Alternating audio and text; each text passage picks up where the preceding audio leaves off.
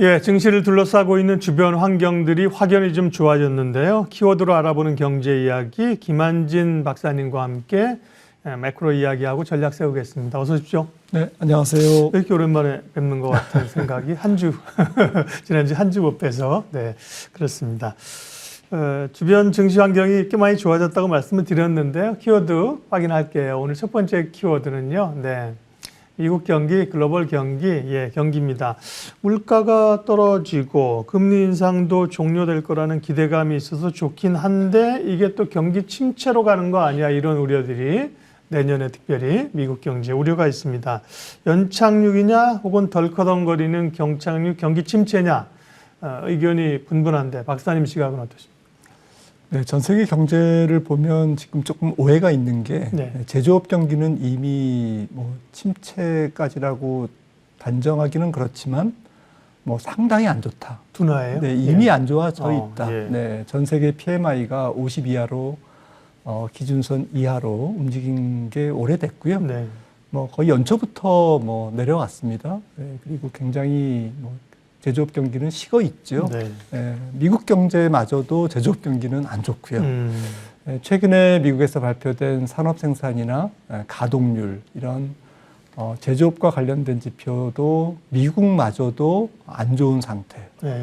유럽은 진작에 안 좋았고요. 신흥국은 아주 안 좋습니다. 그러니까 상반기 내내 반도체가 좀 헤맸고 조금 전체적으로 제조업 경기는 안 좋은데 미국 경제 소비로 그나마 좀 버티고 착시효가 있었던 거군요. 네, 특히나 소비 중에서 서비스업 경기가 활성화되면서 올라왔는데 이 서비스업 경기가 전체적으로는 뭐 유럽도 그렇습니다만은 비교육체거든요. 교육을 하지 않는 그러한 물건이기 때문에 말 그대로 서비스업이기 때문에 전체적으로 세계 교육 증가율은 많이 둔화돼 있고 마이너스 8%대 굉장히 저조한 상태로 지금 지속되고 있습니다. 근데 미국 경제가 지금 문제인데요. 이렇게 미국 증시가 살려면 미국의 경기가 좋아져야 되는데 이런 측면에서 지난 4분기 4.9%의 경제 성장률은 저는 이제 피크를 쳤다고 생각을 합니다. 그래서 이번 4분기에는 지난 3분기가 4.9% 속보치가 나왔지 않습니까? 올해 이제 4분기 나와봐야 알겠습니다만 제 생각에는 2%대를 조금 뭐 달성하기가 좀 버거울 정도일 것 같고요. 그러니까 3분기에 4.9%의 한 절반 정도의 이하에서 4분기 성장률이 찍힌다면 조금 성장은 이제 식고 있다, 본격적으로 식고 있다라고 이제 볼 수 있고요. 다만 주식시장에서 관심이 있는 경기라는 측면으로 우리가 접근해 본다면 미국 경제는 너무 좋던 좀 과열된 경제에서 정상적인 경제, 그러니까 잠재 성장률이라든지 장기 추세선 성장률로 회귀되고 있는 이제 정상화되고 있는 과정이고 나머지 나라 경제는 안 좋았는데 상반기에도 하반기에도 계속 안 좋은 그렇게 조금 차이가 있다. 각국 경제가 조금 차별화되고 있으면서 미국 경제마저도 정상화 쪽으로 지금 움직이고 있다. 이렇게 정리할 수 있겠습니다. 네. 그 정도면 괜찮은데 이게 이제 소위 뭐 내년에 분기 마이너스 성장률 예측하는 쪽도 있더라고요. 미국. 그러면서 경기 침체, 인플레가 아니라 디플레 이런 얘기 나올까 봐 이제 걱정이 되는 거고요. 지난주 물가는 미국의 소비자 생산자 물가 지수 안정권에 접어든 거로 이제 봐도 되는 거지. 그다음에 이번 주 11월 FOMC 의사록이 공개됩니다. 관련해서 포인트 좀 알려주세요. 네, 물가는 뭐 지금 생산자 물가는 마이너스가 나왔고요. 네, 그리고 소비자 물가도 근원이 중요한데 지금 4.0% 지난달에 기록을 했죠. 네. 이게 참고적으로 뭐 지난 4월 같은 경우 봄만 해도 5.5%였거든요. 근원 CPI가요. 그러니까 4.0을 찍었으니까 지금 제법 많이 떨어지고 있고 또 3개월 연율로 보니까 3.4에 지금 도달해 있습니다. 그러니까 연준 입장에서는 이제 물가가 정말 안정되고 있구나라는 것을 이제 확인하는 지난달 물가였고요. 생산자 물가도 마찬가지로 빠졌기 때문에 한 2, 3개월 시차를 두면서 연말 연초까지는 소비자 물가가 기대치에 부합하는 안정된 숫자로 나올 가능성이 매우 높아진 네. 그런 상태입니다. 그런데 절대 수치에서 좀 저희가 볼 수 있듯이 아직까지도 근원물가 4.0이라는 것은 미국 연준이 목표로 하는 2.0의 숫자적으로는 2배지 않습니까? 예. 그리고 좀 이제 근원 물가가 떨어지려면 내년 들어서 주거비가 떨어져야 되고 임금이 조금 더 안정을 보여야만 이제 근원 물가가 떨어지는데 문제는 미국 주택 경기가 급격하게 식지 않고 있습니다.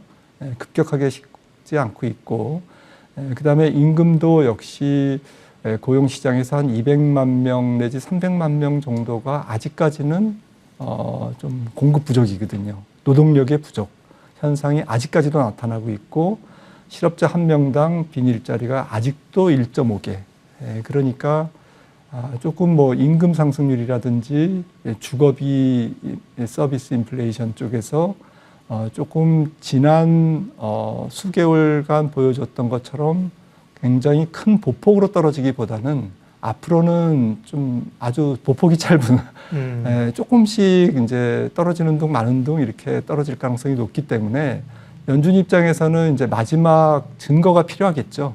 좀 더 근원 소비자 물가 기준으로 2%를 향해 가는 이제 그런 증거를 찾아야 되는데 그 증거는 결국 은행들이 이제 대출을 얼만큼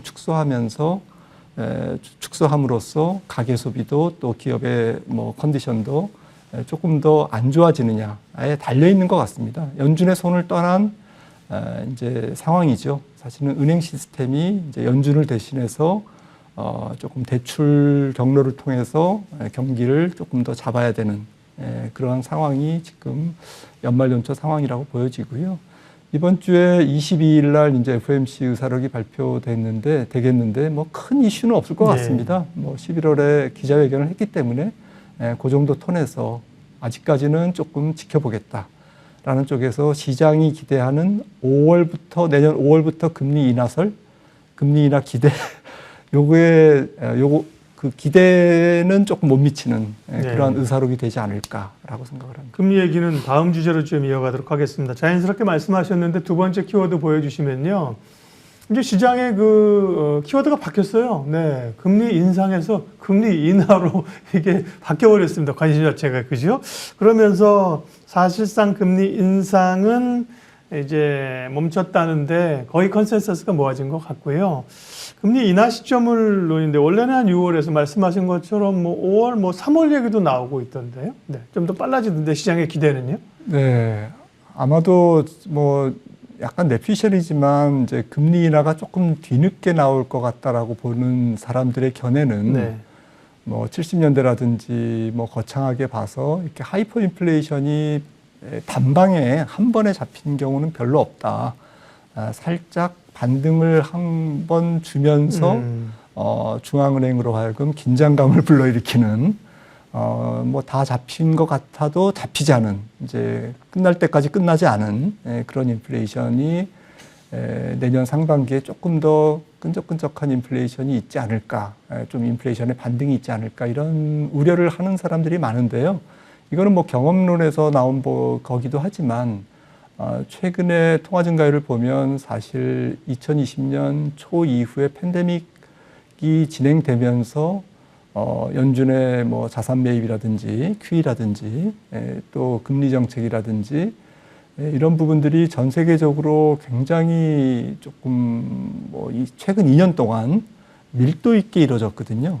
그러니까 가속도를 붙으면서 팬데믹 때 돈을 풀었기 때문에 이 부분이 조금 약간의 물가의 물귀신, 물가가 내려가는 것을 조금 가로막는 그러한 영향을 주지 않을까라고 저는 생각을 하고 있고요. 저도. 그러면서 연준은 금리 인하를 하기 위해서는 어떤 조건이 필요할까? 아까 말씀드렸듯이 조금 더 명확한 증거가 있어야 될 것 같아요. 명확한 증거라는 것은 이제 분기 성장률이 뭐 1%대 혹은 뭐 1% 미만으로 떨어진다든지 은행 대출이 더 타이트해지면서 연체율이 올라가고 부도율이 올라가고 또 하이힐드 시장에서 좀 신용 경색이 조금 더 일어나는 그러한 현상을 조금은 더 확인해야만 금리 인하의 방아쇠를 당기지 않을까.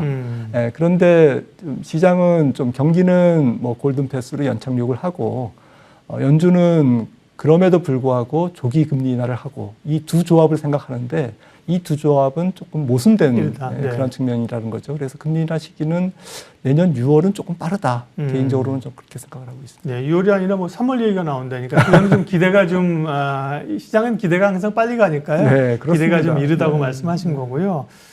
근데 뭐 6월 정도 중심으로 잡고 어쨌든 금리를 인하하게 되면 지금 뭐 고금리로 인해서 기업도 그러고 가계 부채도 그렇고 다들 어려워하지 않습니까?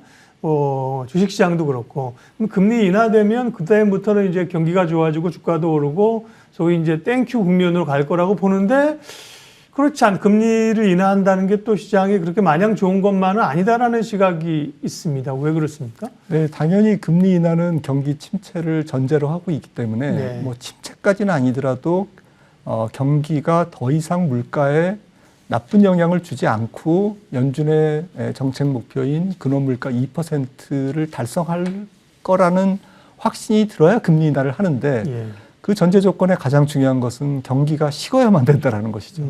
그런데 주식시장은 이제 경기는 식는데 통화정책의 금융적인 현상의 완화, 통화정책의 완화에만 초점을 두고 금리 인하를 반길 건가, 아니면 경기 위축과 기업 실적의 둔화라는 펀더멘탈 요인에 조금 더 반응할 것인가. 이 두 그 갈림길에서 시장은 지금은 금리 인하에 조금 더 방점을 두면서 그걸 호재로 여기지만 그것은 경기가 앞서 말씀드렸듯이 조금 과열된 상황에서 정상적인 수준으로 내려오는 그 구간에 있기 때문에 경기 침체는 아니거든요. 정상화일 뿐이고 그 정상화 과정에서 금리가 잡히고 연준의 태도가 바뀌는 거기 때문에 그거는 이제 오케이, 환영할 만한 일이지만 그게 아니라 경기가 조금 중립을 지나서 더 위축되는 상황, 침체되는 상황 쪽으로 움직인다고 하면 당장 기업 실적의 훼손 문제를 EPS의 감소, 분기 실적의 감소 이런 부분들의 펀더멘탈한 쪽에 좀 더 민감하게 반응할 수밖에 없다. 그런 측면에서 만약에 내년 6월에 금리 인하라면 그 금리 인하 직전에 나오는 경기 침체에 대한 한 번의 주식시장의 조금 검증 과정, 좀 표검사죠. 시장이 무시할지 조금 더 예민하게 반응할지는 모르겠습니다만은 조금은 흔들리는 과정을 한 번쯤은 겪고 그 이후에 금리 인하에 좀 제대로 긍정적인 반응을 하지 않을까 싶습니다. 올해는 어쨌든 이제 높은 금리 인상이 시장의 가장 큰 화두였는데요. 지금 얘기를 쭉 말씀을 들어보면 내년에 이제 경기에 관한 얘기들을 적어도 1분기 상반기에는 많이 할 것 같습니다. 세 번째 키워드 넘어가겠습니다. 다음은요. 우리 경제는 내년에 어떻게 될 것인가? 수출이 좀 살아나고 반도체가 살아난다는 게 좋은 징후인데요. 그러면 우리는 이제 올해보다는 내년의 흐름들이 좀 더 좋아지는 겁니까? 성장률도 그렇고요. 전 세계 경제 성장률과 교육 성장률이 올해보다는 조금, 교육은 올해보다는 조금 증가하고 전 세계 경제 성장률은 올해보다는 전 세계 전체적으로 낮아지는, 앞서 미국 경제 성장률을 말씀드렸습니다만 올해 한 3.0에서 내년도에는 미국 경제 성장률이 2% 미만에서 찍힐 가능성이 높거든요. 그렇다면 전 세계 경기는 내년도는 올해보다는 나쁘다라는 거죠. 그런 상황에서 내년도 경제의 우리나라 수출 상황은 그렇게 좋지는 않다. 다만 반도체가 살아나는 것은 감산 이슈로 인한 경기가 조금 나쁨에도 불구하고 감산 효과가 조금씩 나타나면서 메모리 가격이 반등하는 이제 그러한 측면에서 반도체 업종에 조금 약간 온기가 봄이 좀 올 거다라는 것이지 전체적인 우리나라 수출품 전반적인 상황이 좋아서 무역 수지도 흑자형으로 개선되고 전체적인 수출도 마진이 올라가고 이런 국면으로 보기에는 조금 어려움이 있다라는 것이죠. 네. 회복 가능성은 있으나 본격적인 경기의 상승은 또 좀 기대 난망이다. 세 가지 키워드 살펴봤고요. 마지막으로 김한진 박사님이 투자자들에게 드리는 투자 인사이트 확인하겠습니다. 장기적으로 생각하고 단기적으로 행동하라. 존 템플턴. 상당히 이율배반적인 그런 얘기입니다. 네, 그 주식시장에 누가 한 말씀인지는 네. 모르겠지만 뭐 이런 말씀이 있죠. 가장 빨리 부자가 되는 방법은 천천히 부자가 되는 것이다. 네. 라는 얘기가 있는데요. 그러니까 서둘고 되게 빨리 좀 이렇게 나도 이렇게 조금 빨리 주식시장에서 수익을 얻어야지라는 조바심이 오히려 독이 된다라는 그런 경고의 말씀인 것 같습니다. 이 말씀도 좀 장기적으로 생각하라는 것은 사거나 팔거나 공히 조금 신중한 판단을 항상 하고 네. 일단 그렇게 판단이 섰으면 그것은 좀 과감하게 밀어붙일 필요가 있지 않느냐라는 취지에서 이런 말씀을 하신 게 아닌가 이렇게 추정을 합니다. 네. 충분히 숙고하고 투자하되 결정한 것은 신속하게 실행하자라는 것이 조금 주식시장에서 좋은 교훈인 것 같습니다.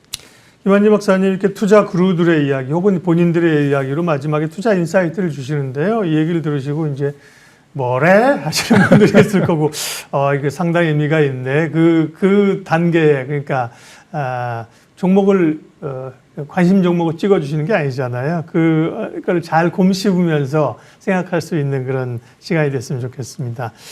김한진 박사님의 키워드 경제 이야기 여기까지 하겠습니다. 고맙습니다.